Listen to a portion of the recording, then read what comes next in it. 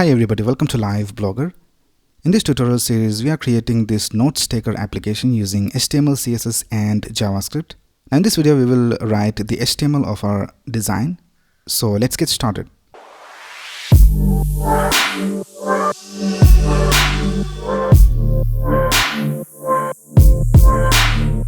Alright, here I have created this folder called Notes app and I just opened it with VS Code.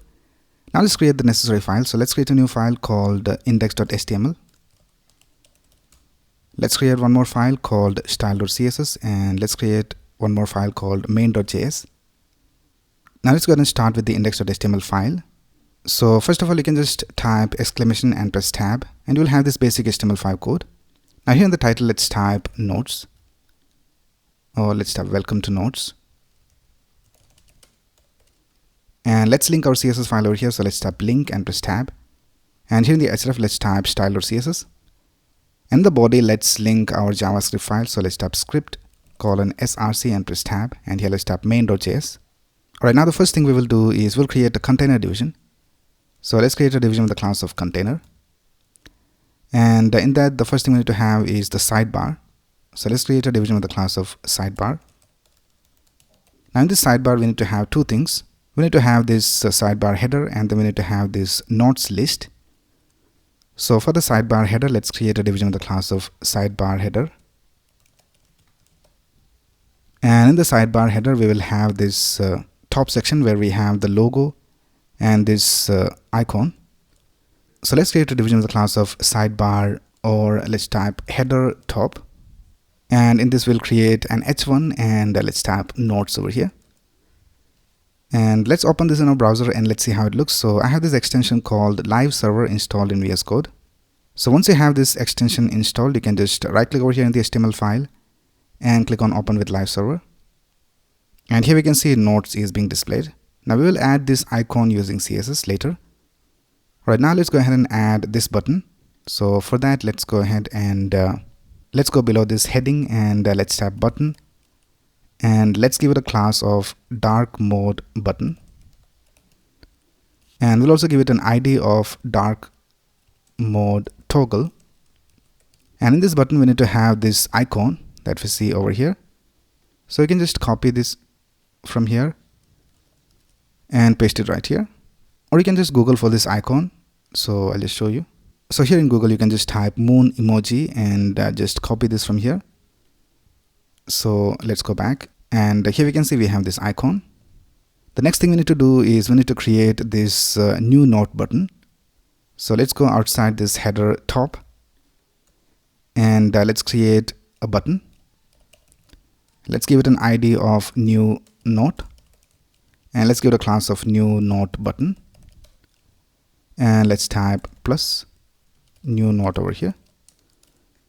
So here we have this button for creating new notes.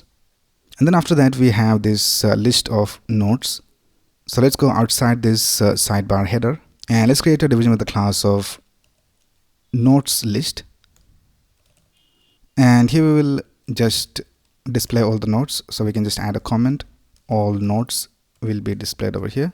Or let's go ahead and add some dummy text so that we can style it in the CSS. So let's go ahead and create a division with the class of note item. And in that, let's create an S3 for the note heading. And let's type testing. And let's create a paragraph and let's add the date. I'll just copy this and I'll just paste it over here. Let's copy this note item and let's paste it once more. And let's change the heading. Just copy this and paste it over here. Alright, that's it with the sidebar. Now let's go outside the sidebar. And let's create a division with the class of main content. Now in this, we need to have this editor container for all this content. So let's create a division with the class of editor container. Now in this editor container, let's go ahead and create a division with the class of editor header. Now in this editor header, we will have this title and these two buttons.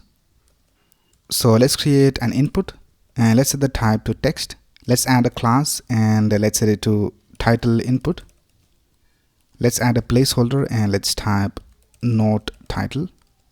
So here we have this input field And then on the right side, we need to have these two buttons. So let's create a division with the class of editor actions.